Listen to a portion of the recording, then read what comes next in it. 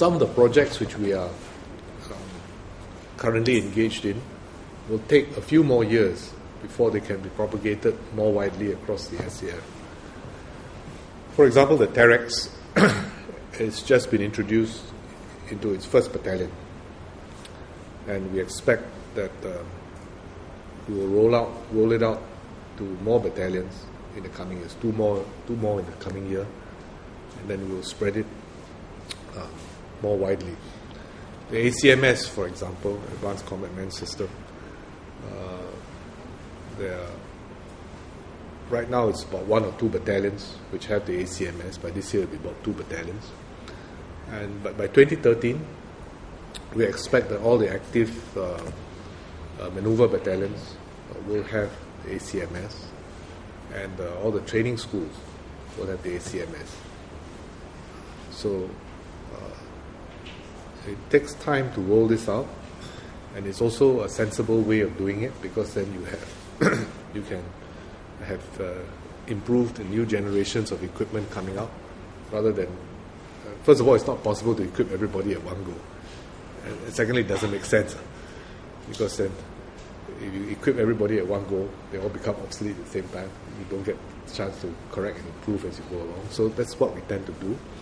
We do what is called a spiral equipping and improvement as we go along, and I think that's a sensible way of doing things.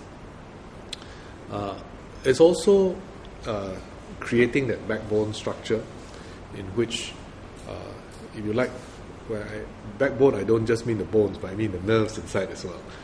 It's really a nerve system where all the information can come through and get transmitted and retransmitted and shared throughout the SAF. So it's constructing that central nervous system of the SAF. So that itself is a very challenging undertaking, and we are sort of adding new connections to it all the time. If you could put a number, maybe how much of the SAF is kind of equipped? I mean, COA, the former COA actually said that by 20 and by next year, at least one combined arms division of the will be fully digitized. Are you going to say by that time? I think that's a correct estimate. So what we're doing is, as we equip individual units, but we try and equip them in a slice, so that we know how this will interact between the sort of smaller unit and the bigger units, and how this will interact and network with other parts of the SAF.